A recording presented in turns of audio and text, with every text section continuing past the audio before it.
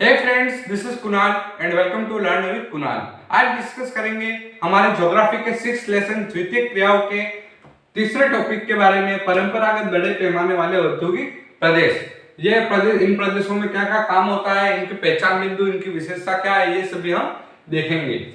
यह भारी उद्योग के क्षेत्र होते हैं जिनमें कोयले के समीप स्थित धातु पिघलाने वाले उद्योग होते हैं। इसके पश्चात कौन कौन से, तो भारी इंजीनियरिंग वाले उद्योग, रसायन निर्माण होता है, इसके पश्चात वस्त्र उत्पादन आदि कार्य किए जाते हैं। इन क्षेत्रों में कौन कौन से कार्य किए जाते हैं, तो एक तो धातु पिघलाने वाले उद्योग होते हैं, भारी इंजीनियरिंग, रसायन निर्माण होता है, वस्त्र उत्पादन इत्यादि काम होता है। इन्हें धुएं की चिमनी वाले उद्योग भी कहा जाता है। क्या कहा जाता है? धुएं की चिमनी वाले उद्योग। क्यों? क्योंकि इसमें पॉल्यूशन बहुत ही ज्यादा होता है, इसलिए इन्हें धुएं की चिमनी वाले उद्योग भी कहा जाता है। परंपरागत औद्योगिक प्रदेशों की पहचान निम्न 3 विशेषताओं पर की गई है। यानी परंपरागत औद्योगिक जो प्रदेश है उनकी जो पहचान है वो किन पर की गई है, तो 3 विशेषताओं पर की गई है। पहली विशेषता है निर्माण उद्योगों में रोजगार का उच्च अनुपात। इसके बाद सेकंड है अनाकर्षक वातावरण, यानी इससे जो पर्यावरण पॉल्यूशन होता है वो। इसके पश्चात थर्ड आता है बेरोजगारी की समस्या, उत्प्रवास और बंद कारखानों से बची हुई जो भूमि होती है, जो परित्यक्त भूमि होती है, वो क्षेत्र। ये होगी इसकी 3 विशेषता और इसके बारे में कौन कौन से उद्योग, इसमें क्या क्या निर्माण होता है। इसके पश्चात आता है हमारा जर्मनी का रुहर कोयला क्षेत्र। तो हम यहाँ पे लिखेंगे नेक्स्ट।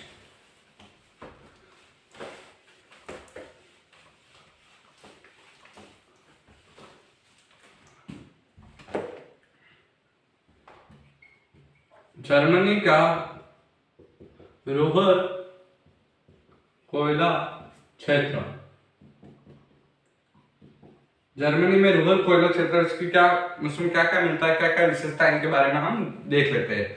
जर्मनी देश में स्थित कोयला क्षेत्र यूरोप महाद्वीप में सर्वप्रमुख औद्योगिक क्षेत्र है। यूरोप महाद्वीप में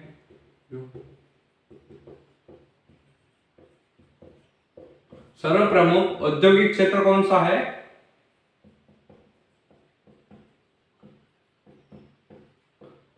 रुहर, जो कहां पर स्थित है? जर्मनी में स्थित है। इसके पश्चात है कोयला, लोहा और इस्पात इस औद्योगिक प्रदेश की अर्थव्यवस्था के प्रमुख आधार है। कौन कौन सी अर्थव्यवस्था, इस क्षेत्र के अर्थव्यवस्था के मुख्य आधार कौन कौन से हैं? अर्थव्यवस्था के मुख्य आधार कोयला,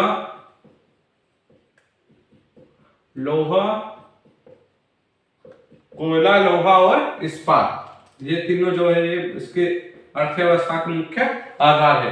कोयले की मांग में कमी आने के कारण ये उद्योग क्या हुए, संकुचित होने लगे। यानी अभी वर्तमान में ज्यादा काम इलेक्ट्रिसिटी से हो रहा है, उसके कारण कोयले का ईंधन के रूप में कम प्रयोग हो रहा है, जिससे ये जो उद्योग है ये संकुचित होने लगे। कोयले की मांग में कमी आने से ये उद्योग क्या होने लगे, संकुचित होने लगे हैं। और जर्मनी में इस्पात उत्पादन का 80% उत्पाद कहां से होता है? रुहर से प्राप्त होता है। जर्मनी पूरे देश में जितना भी उत्पाद होता है इस्पात का, उसमें से 80% भाग कहां से प्राप्त होता है? रुहर से प्राप्त होता है। जर्मनी के कुल इस्पात उत्पाद का 80% रुहर से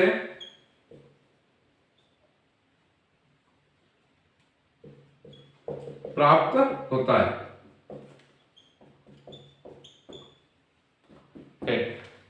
अब रुहर के भविष्य के संपन्नता कोयले व इस्पात के बजाय नए उद्योग जैसे कि ओपेल कार बनाने वाले विशाल कारखाने, नए रासायनिक संयंत्र, विश्वविद्यालय इत्यादि के आधार पर भी है। तो जो रुहर है उसका भविष्य जो था वो कोयले पर निर्भर नहीं है। अब क्या क्या वहां पर स्थापित हो गया है, तो ओपेल कार बनाने वाले विशाल कारखाने, रासायनिक संयंत्र और विश्वविद्यालय वहां पर स्थित हो गए हैं। तो रोवर के भविष्य की संपन्नता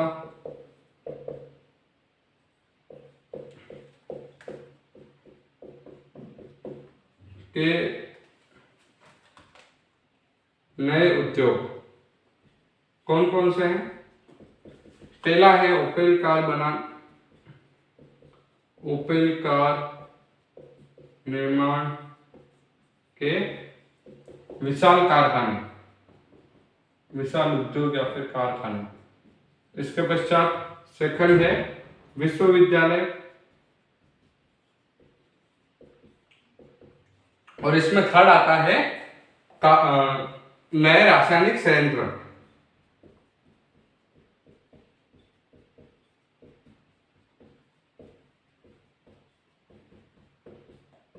ये हो गए हैं तीन यहाँ पे नए उद्योग जो कोयले के अलावा इन पर भी निर्भर है। कौन सा क्षेत्र? रोहर क्षेत्र इन तीनों पर भी निर्भर है वर्तमान में। जहाँ खरीदारी के बड़े बड़े बाजार है जिनमें एक नया रोहर भूदृश्य विकसित हो रहा है, यानी यहाँ पर जो है वो बड़े बड़े खरीदारी के बाजार है, जहाँ बड़े बड़े बाजार। ये रोहर कहाँ पर स्थित है? जर्मनी में। और यहाँ पे बड़े बड़े बाजार है जिसमें एक नया रोहर भूदृश्य विकसित हो रहा है, यानी एक नए रोहर के रूप में ये उभर कर आ रहा है। इसके पश्चात आता है लौह इस्पात उद्योग के बारे में हम देखेंगे, और इसके बाद हम बात करेंगे सूती वस्त्र उद्योग। पहले हम लिख देते हैं लौह इस्पात उद्योग।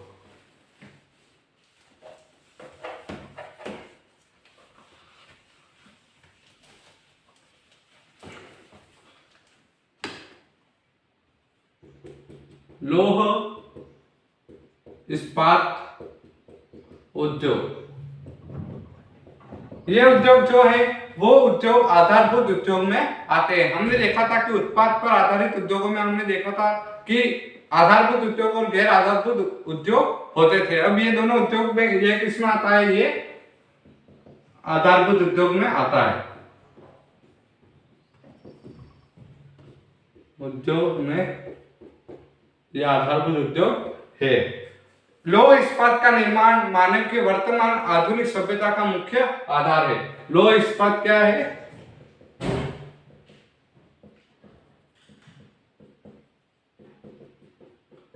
निर्माण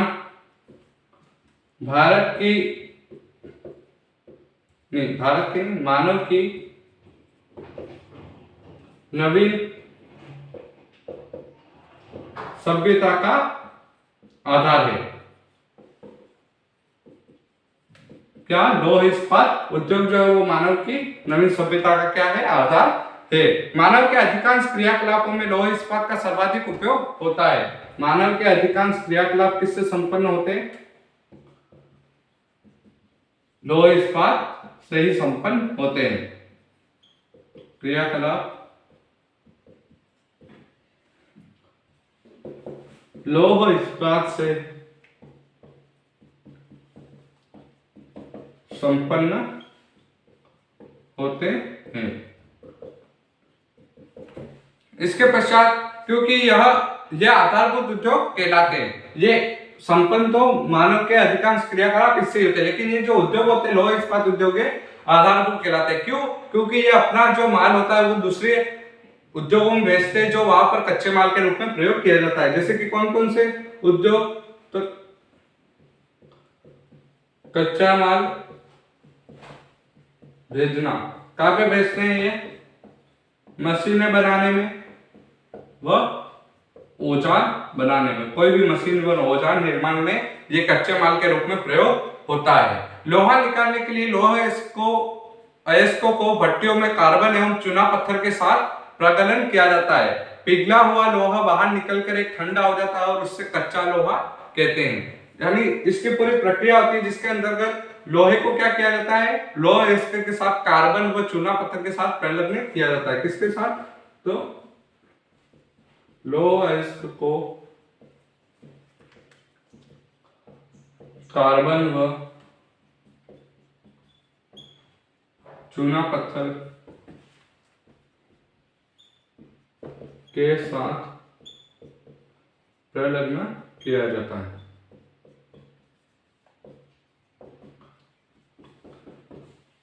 जिससे जिससे क्या होता है कि जो पिघला हुआ लोहा होता है वो बाहर आ जाता है, जिसे कच्चा लोहा कहते हैं।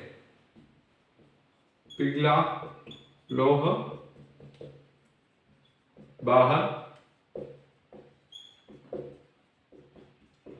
आ जाता है, इसे क्या कहते हैं? कच्चा लोहा कहते हैं, कहा जाता है। इसके पश्चात हम देखें तो इस लोहे को क्या कहा जाता है? कच्चा लोहा। इसे कच्चे लोहे में मैग्नीज इसे कच्चे लोहे से मैग्नीज बनाया जाता है और इसका प्रयोग किया जाता है। इसे कच्चे लोहे से क्या बनाया जाता है? मैग्नीज, और इसका प्रयोग किया जाता है। इसका क्या करते हैं? प्रयोग करते हैं। यह हो गया कि अयस्क से मैग्नीज कैसे बनाते हैं। अब हम देखें कि आगे हम बात करेंगे कि इनसे लौह इस्पात से क्या क्या प्राप्त होता है। तो लौह इस्पात उद्योग से परंपरागत रूप से बड़े इस्पात उद्योगों में की स्थिति कच्चे माल के स्रोतों के समीप ही रही है। यानी जो लौह इस्पात उद्योग है वो कहां पर उपस्थित रहे? तो उनके कच्चे माल के निकट, कच्चे माल के समीप स्थित रहे, जहां पर क्या क्या मिल जाए। तो आवश्यकता किस किस की चीज की होती है? तो लौह अयस्क, कोयला, मैंगनीज व चूना पत्थर आसानी से उपलब्ध हो। तो क्या क्या उपलब्ध होने चाहिए? उपलब्धता कोयला, कोयले के पश्चात मैंगनीज व चूना पत्थर आसानी से उपलब्ध हो। यह होगी इसकी उपलब्धता के बारे में। ये ऐसे स्थान पर अवस्थित होते हैं, यानी ये तो हो गई समीप स्थित, लेकिन इसके पश्चात अगर वहां पर स्थित नहीं कर पाए तो ये ऐसे स्थान पर उपस्थित होते हैं जहां पर माल आसानी से पहुंच सके, जहां माल आसानी से पहुंच जाए वहां स्थित होते हैं। क्योंकि इसमें जो खर्चा है वो कम हो जाता है, जिसके कारण जो कंपनी होती है उसको फायदा हो जाता है। इसलिए यहाँ पे निकट स्थित करते हैं, या फिर जहां पर माल आसानी से मिल जाता है वहां पर स्थित करते हैं। परंतु छोटे इस्पात कारखाने जिनका निर्माण और प्रचलन कम महंगा है, वे कारखाने बाजार के समीप होना महत्वपूर्ण है, क्योंकि कच्चे माल के रूप में रद्दी धातु बाजार से उपलब्ध होती है। अब जो छोटे इस्पात उद्योग है, छोटे इस्पात उद्योग के बारे में हम बात कर रहे हैं, तो ये जो उद्योग है ये कहां पर स्थित होने चाहिए? तो ये बाजार के समीप स्थित होने चाहिए। क्यों? क्योंकि इसमें जो कच्चा माल चाहिए वो बाजार से प्राप्त होता है, क्योंकि वह रद्दी धातु होती है। तो रद्दी धातु कहां पर प्राप्त होती है? धातु की अधिकता कहां पर हो जाती है? बाजार में। तो इसी के कारण इनको बाजार के समीप ही अवस्थित करना चाहिए, क्योंकि कच्चे माल के रूप में रद्दी धातु बाजार से ही उपलब्ध होती है। परंपरागत रूप से अधिकतर इस्पात का उत्पादन विशाल संगठित क्षेत्रों द्वारा ही किया जाता है, पर अब छोटे इस्पात संयंत्रों जिनमें केवल इस्पात का निर्माण होता है वो भी इनमें अधिक लगने लगे। यानी परंपरागत रूप से अधिकतर इस्पात उत्पादन संगठित क्षेत्रों में किया जाता है, लेकिन अभी क्या हुआ? छोटे इस्पात उद्योग लगने लग गए, जिसके कारण उससे इसका विस्तार जल्दी हो रहा है। अब इनका वितरण कहां पर है? तो आपकी पुस्तक में वितरण के बारे में दिया गया है कि उत्तरी अमेरिका, यूरोप एवं एशिया के महाद्वीप के विकसित देशों में लौह इस्पात का संकेंद्रण प्रमुख है। तो कहां पर है? उत्तरी अमेरिका, यूरोप व एशिया के विकसित देशों में इनका संकेंद्रण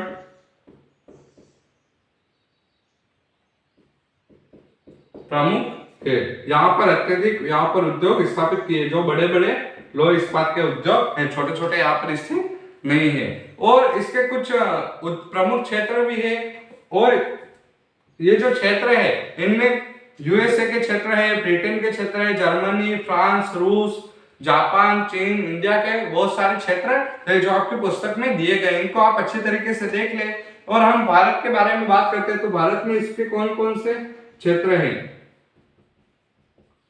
ये सभी क्षेत्र आप अपनी पुस्तक में देख ले, परंतु जो मुख्य है वो हम देख लेते हैं भारत के। तो भारत का है जमशेदपुर, जहां पे टाटा स्टील कंपनी का वो हुआ है, बीएसएल का। इसके बाद दूसरा है कुल्टी बर्नपुर, दुर्गापुर। ये सभी क्षेत्र किसके लिए फेमस है? लौह इस्पात उद्योग के लिए फेमस है। इसके पश्चात है राउरकेला, भिलाई और विशाखापट्टनम। ये सभी भारत के प्रमुख क्षेत्र है किसमें? लौह उत्पादन में सबसे प्रमुख क्षेत्रों के रूप में माने जाते हैं। ये हमारा टॉपिक हो गया लौह इस्पात उद्योग का। अब हम बात करेंगे इसके पश्चात सूती कपड़ा उद्योग के बारे में, या फिर सूती वस्त्र उद्योग के बारे में।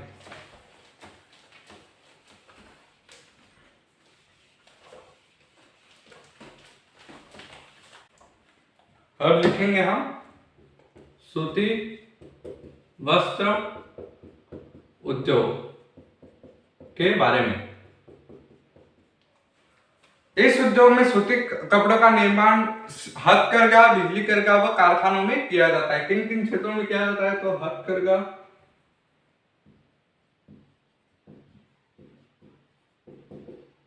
बिजली करघा, और तीसरा आता है इसमें कारखाने में किया जाता है। ये तीनों क्षेत्र हैं इसके जिनमें इनका उत्पादन किया जाता है, और इन तीनों के बारे में हम देख लेते हैं। तो पहला है हथकरघा।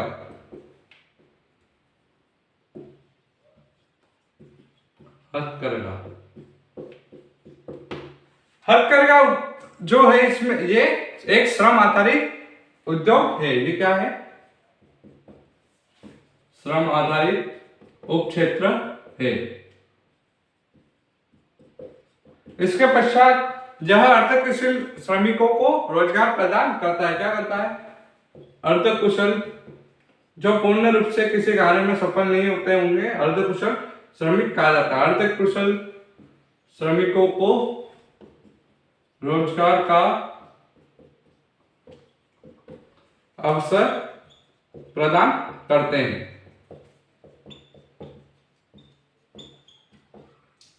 इसके पश्चात आता है इसकी विशेषता में कि इसमें जो पूंजी होती है उसकी आवश्यकता कम होती है। पूंजी की लागत या फिर पूंजी की आवश्यकता कम होती है। पूंजी की आवश्यकता कम होती है। इसके पश्चात आता है कि इसमें सूत की कताई, बुनाई आदि का कार्य किया जाता है। इसमें क्या क्या कार्य किया जाता है? तो इसमें सूत की कताई व बुनाई का कार्य किया जाता है। महात्मा गांधी ने स्वतंत्रता आंदोलन में भी इसी कार्य को महत्वपूर्णता दी थी, जो कताई और बुनाई खादी से संबंधित थी, और एक कताई, इसमें कताई और बुनाई की जाती है। क्योंकि हमने देखा है कि महात्मा गांधी चरखा भी चलाते थे, जिसके माध्यम से हम देख सकते हैं कि वह कताई और बुनाई के शौकीन थे, और उन्होंने स्वतंत्रता आंदोलन में इसको महत्वपूर्णता भी दी थी। अब आता है बिजली करघा।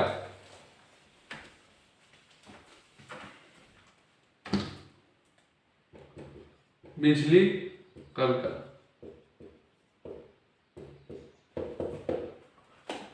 इनमें यंत्रों का प्रयोग किया जाता है। जो बिजली करघा होते हैं उसमें क्या यंत्रों का प्रयोग किया जाता है। यंत्रों का प्रयोग किया जाता है। इसके पश्चात इनमें श्रमिकों की कम आवश्यकता पड़ती है, क्योंकि यंत्रों का उपयोग किया जाता है तो इसमें श्रमिक जो होते हैं वो कम हो जाते हैं, कि कम आवश्यकता पड़ती है। इसके पश्चात इस इसमें उत्पादन भी अधिक होता है, यानी हथकरघा से अधिक उत्पादन होता है, उत्पादन भी अधिक होता है। इसके पश्चात थर्ड आता है कारखाने, कारखानों में निर्माण, किसका, सूती वस्त्र का कारखानों में निर्माण। तो कारखानों में हम देखें तो ये जो उद्योग होते हैं, कारखानों वाले उद्योग, ये बड़ी इकाई वाले उद्योग कहलाते हैं, या फिर बड़ी इकाई वाले उपक्षेत्र कहलाते हैं, बड़ी इकाई वाले उपक्षेत्रों में आते हैं, बड़ी इकाई का उपक्षेत्र। और इसमें अधिक पूंजी की आवश्यकता होती है, क्योंकि कारखाना स्थापित करने के लिए जमीन, वो उस पर निर्माण करने के लिए जो आवश्यकता होती है, उसमें बहुत ही पूंजी का व्यय होता है, आवश्यकता। इसके पश्चात इसमें बहुत ही अच्छे प्रकार के, अच्छे किस्म के कपड़े उत्पादित होते हैं, अच्छे किस्म के कपड़े उत्पादित होते हैं। अब हम देखें तो अच्छे किस्म के कपड़े हम कैसे कह सकते हैं, तो रेमंड, जो फेमस मान्यवर, ये सभी कंपनियां हैं जिनमें जिनके द्वारा ये अच्छे किस्म के कपड़े जो है वो स्थापित किए जाते हैं। अब जो हम बात करेंगे कि सूती वस्त्रों का वितरण कहाँ पर है, इनके बारे में हम देख लेते हैं। तो सूती वस्त्र के लिए कच्चे माल के रूप में अच्छी किस्म का कपास चाहिए। जो सूती वस्त्र उद्योग है उसके लिए कैसा कपास चाहिए, तो अच्छे किस्म का कपास चाहिए। सूती वस्त्र उद्योग के लिए कैसा कपास चाहिए, अच्छे किस्म का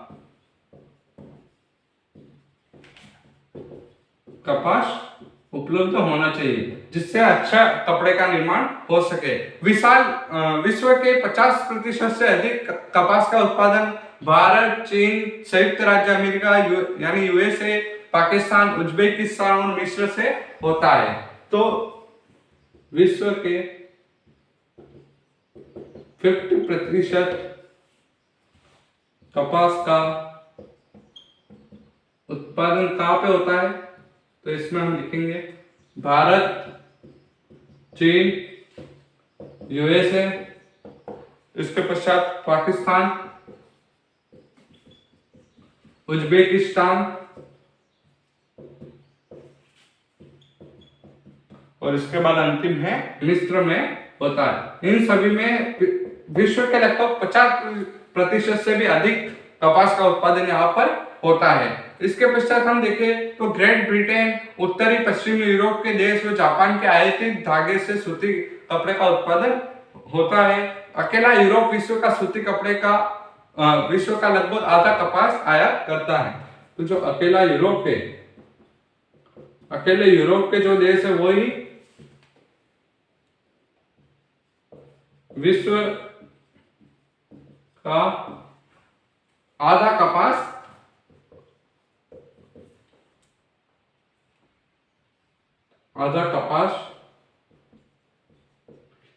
आयात करता है। जो यूरोप है वही इसका आधा कपास जो होता है वो आयात करता रहता है। वर्तमान में इस उद्योग को कृत्रिम रेशे से प्रतिस्पर्धा करनी पड़ती है, जिसमें इसमें गिरावट आ रही है। वर्तमान में क्या गया है, नायलॉन या फिर कृत्रिम रेशे जैसे कपड़ा आ गए, जिनके माध्यम से इनको क्या करना पड़ता है, सूती वस्त्र उद्योगों में क्या आ गई है, गिरावट आ गई है। इसके पश्चात हम देखें तो श्रम की लागत, वैज्ञानिक प्रगति एवं तकनीकी सुधारों से उद्योगों की संरचना में परिवर्तन होता है। क्या श्रम की लागत, कौन कौन से कारक प्रभावित करते हैं, तो श्रम की लागत, वैज्ञानिक प्रगति व तीसरा है तकनीकी सुधार। ये तीनों जो कारक है, ये तीनों इन उद्योगों को प्रभावित करते हैं। उदाहरण के तौर पर द्वितीय विश्व युद्ध से लेकर 70 के दशक तक जर्मनी ने इन उद्योगों में काफी प्रगति की है। जो जर्मनी है उसने इन उद्योगों में काफी प्रगति की है, पर अब इसके उत्पादन में भी कमी आ रही है। यह उद्योग उन कम विकसित वाले देशों में स्थानांतरित हो गया है, यानी पहले जो था ये विकसित देशों में था, जर्मनी जैसे देशों में, लेकिन अब ये छोटे देशों में स्थानांतरित हो गया जहाँ श्रम लागत कम है। अब जो दूसरे देश है वहां पर श्रम लागत जो है वो एक प्रति व्यक्ति बहुत ही ज्यादा है, लेकिन हमारे जो विकासशील देश है जैसे कि भारत है, पाकिस्तान है, इन देशों में जो श्रम लागत है वो कम है, इसलिए सभी उद्योग इधर आ गए हैं। यह हो गया हमारा सूती कपड़ा उद्योग का टॉपिक कंप्लीट। इसके पश्चात हम अंतिम टॉपिक के बारे में बात कर लेते हैं, उच्च प्रौद्योगिकी उद्योग की संकल्पना। उच्च प्रौद्योगिकी उद्योग की संकल्पना क्या है इसके बारे में भी हम बात कर लेते हैं, ताकि इसके साथ ही हमारा लेसन कंप्लीट हो जाए। अब हम बात करेंगे उच्च प्रौद्योगिकी उद्योग की संकल्पना के बारे में। उच्च प्रौद्योगिकी उद्योग निर्माण प्रक्रियाओं में नवीनतम पीढ़ी है जिसमें उन्नत वैज्ञानिक एवं इंजीनियरिंग उत्पादों का निर्माण गहन शोध और विकास के माध्यम से किया जाता है। इसमें क्या होता है कि उद्योग क्षेत्र में जो कार्य होते हैं, उद्योग क्षेत्र के जो कार्य होते हैं वो किसके माध्यम से किए जाते हैं? ये कार्य उच्च वैज्ञानिक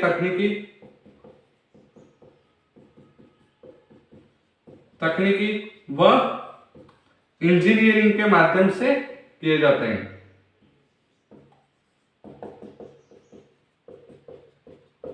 और ये जो उद्योग की संकल्पना है ये एक नवीनतम पीढ़ी है, जो अभी वर्तमान में नवीनतम पीढ़ी चल रही है, औद्योगिक क्षेत्रों की नवीनतम पीढ़ी कहलाई है। इसके पश्चात हम उच्च प्रौद्योगिकी उद्योग के अंतर्गत यंत्र, मानव, कंप्यूटर आधारित डिजाइन व निर्माण बातों को पिघलाने एवं शोधन संबंधी इलेक्ट्रॉनिक नियंत्रण, यानी जो ये सभी नियंत्रण होता है कारखानों में, ये सिर्फ यंत्रीकरण के माध्यम से किया जाता है, कंप्यूटर के माध्यम से किया जाता है, और इसमें ये सभी मुख्य रूप से सम्मिलित है, जिसके माध्यम से ये पूरी संपूर्ण क्रिया जो कारखाने होते हैं उनमें संपूर्ण क्रिया होती है। तो इसमें क्या क्या हम लिख देते हैं? तो यंत्र मानव यानी रोबोट भी, जिसके कारण मनुष्य के रोजगार में कमी आ रही है। कंप्यूटर आधारित डिजाइन, कोई भी डिजाइन का निर्माण करना है तो वो कंप्यूटर के माध्यम से हम कर सकते हैं डिजाइन। इसके पश्चात आता है धातु पिघलाने के इलेक्ट्रॉनिक्स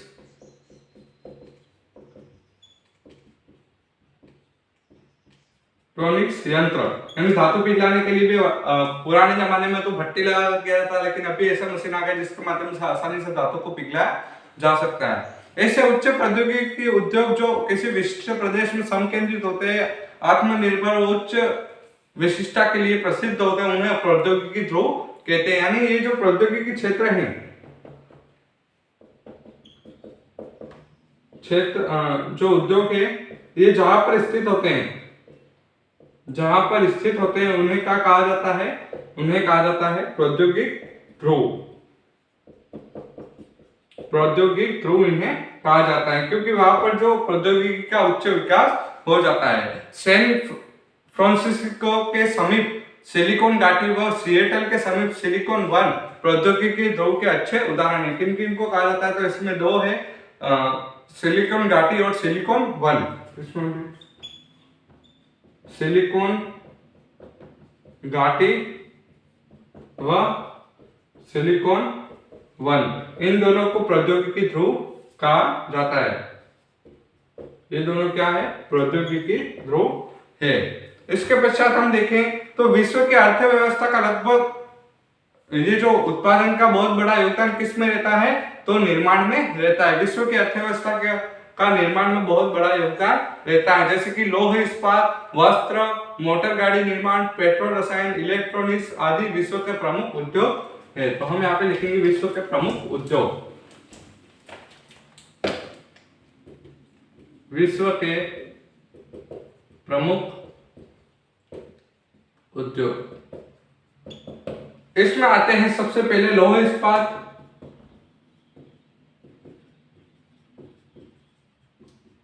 इसके पश्चात आता है वस्त्र, मोटर गाड़ी निर्माण,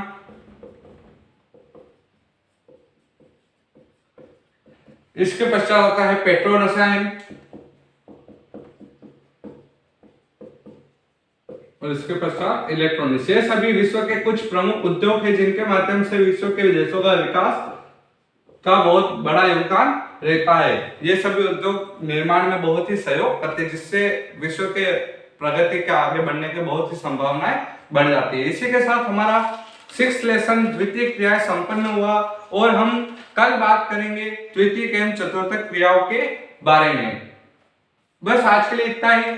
अगर आपको ये वीडियो पसंद आया तो लाइक करके जाइएगा, और हमारे चैनल को सब्सक्राइब करिएगा, और अपने दोस्तों के साथ शेयर करके ही जाइएगा। जय हिंद।